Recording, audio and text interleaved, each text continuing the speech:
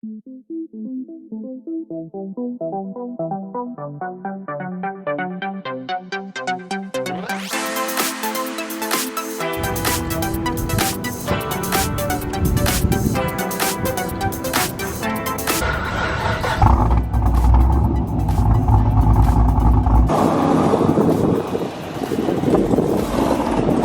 up, guys? My name's Raquel. If you don't know who I am, welcome to my channel. Welcome to my channel. Well,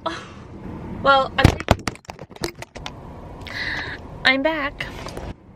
Okay, so I was taking some pictures and then I was like, I need to take a break, whatever. So I decided to just, you know, sit in the car, maybe like get some one-on-one with you guys.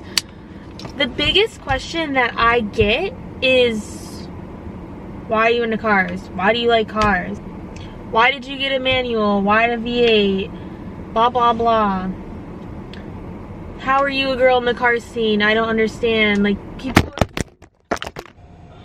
What the fuck? Fail number 2. Is that your boyfriend's car?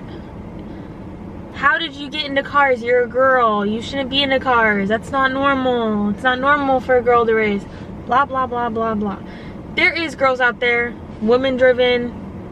She's super into cars. Like, it is possible. It's not common, but it's... People look at me like I had 3 heads when I got out of the car. Like, yeah, it's me. Sup, bitch? But I don't know. So I just wanted to answer that and maybe like get more like personal with it. I've said it a couple times, like briefly.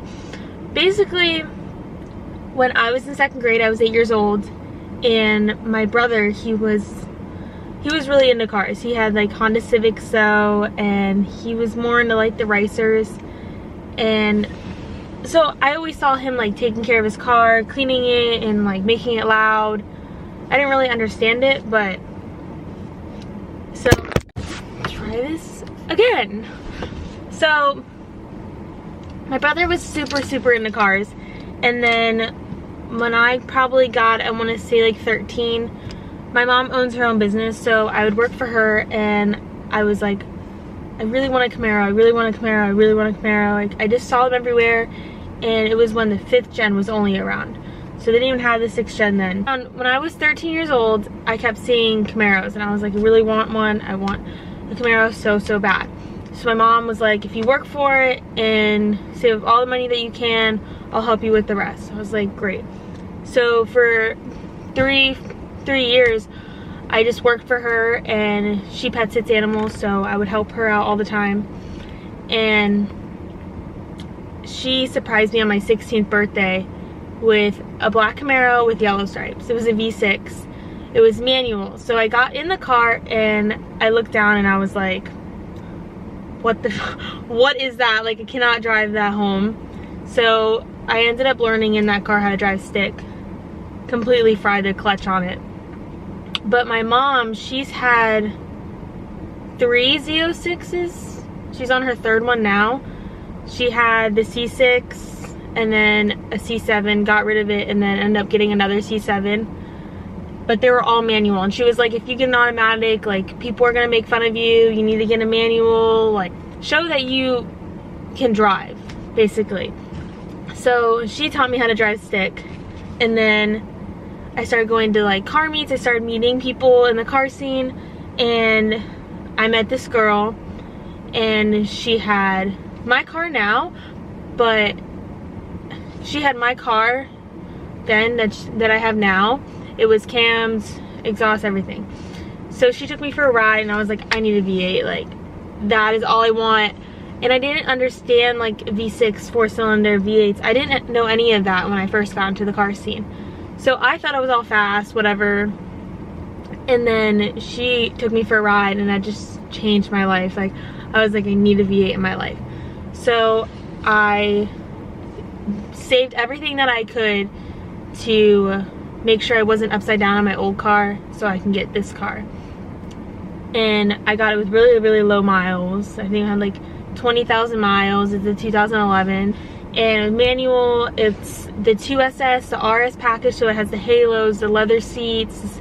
It also has a sunroof. It has the best of the best package.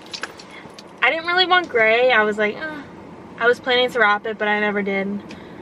And then I was pretty stupid, like when you first buy a car on your own, like because I went on my own to get it, and I didn't look at like the defects of it, which is something that you really need to look. It was kind of like, yeah, like that's it. The bumper was messed up, the calipers and brakes were all like painted with a paintbrush. Like it could have talked that price down a lot, but I'm happy with it. I changed the bumper out because the bumper was destroyed anyways, and then someone hit me at the gym, so I have the ZL1 bumper now. But basically, like, it doesn't matter if something is male dominated, because if you really want to do something, you shouldn't let anything stop you. It doesn't matter what people think of you and what anyone else's opinion, like, especially with a car, like, it's your builds. Who cares what people think? Like, everyone's gonna have something to say at the end of the day. So if you want to do something, do whatever you want. It was really weird to like go to the car scene at first because it was like, I felt weird, but honestly 9 out of 10 people are very welcoming. A lot of them are really like cocky, like, and everyone will message me and like, oh, I'm faster, I'm this, I'm that, but that's not the point. Like, just because I build my car or I have stuff done to it and I race doesn't mean I care to be faster than you. Like, we're all family, let's all come together. And most people are like that, but you get like some that are not, some that are way too cocky. But the car scene has like completely like changed my life. I've met people that are literally family to me. I know people that I've known since I'm V6, so like started from the bottom, right? And I don't know if I said this before, but the reason I got the black and yellow Camaro, so the yellow stripes, so it was like the opposite of Bumblebee, is because my brother, he passed away on a black and yellow motorcycle, and it was almost just like a memory thing for him. And then everyone called me Bumblebee, and then I was like, what is Bumblebee? Like, I didn't know any of that. And then I looked into Transformers, and then I just got like super into cars. But if you want to do something, follow your heart. Like, it took me a long time to start YouTube. Like, I was absolutely terrified. I'm like super shy to like talk in front of people and talk to people, and just getting that first video, it really helped me. So do whatever makes you happy, and at the end of the day, fuck what people think, because everyone will have an opinion whether you're doing what they want you to do or not. It doesn't matter. So that's that. But yeah, so I am moving in a couple months, so everything is on hold for my car until February. Once February hits, I'm gonna get a daily, a little whatever, I don't know what I'm gonna get, a little piece of shit, just so that I can put money into this and not worry about it, and I can beat on it. But the next plan is I'm gonna do injectors, intake manifolds, and then do E85. But there's a few things I want to do. Also, my launching has been really bad, and it is my tune that's really bad. It's not me driving. My boyfriend tried driving it and launching it, and it's still like bogs. So I'll keep going to the track for the next couple months and race.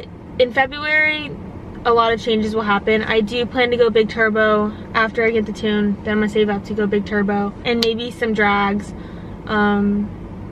But yeah, this car has really changed my life, and being in the car scene has really like changed my life. And if it wasn't for my brother being into cars, then I probably would have never been into cars. My mom has nice cars, like she's had 3 Corvettes, but my mom's not like totally invested in cars. Like, she learns with me, like I teach her a lot. But if it wasn't for my brother, then I probably would have never been into cars. So I want to just have a part of him that he was into and I want to be into, and kind of have him always there and have something in common with him. But yeah, well, if you enjoyed this video, if you guys want to know anything about me, you always can ask me questions. If you're a girl that wants to get into the car scene, you don't know how to, I had a couple people message me about it before. then be free to message me on Instagram. But other than that, I'll see you guys soon. Bye.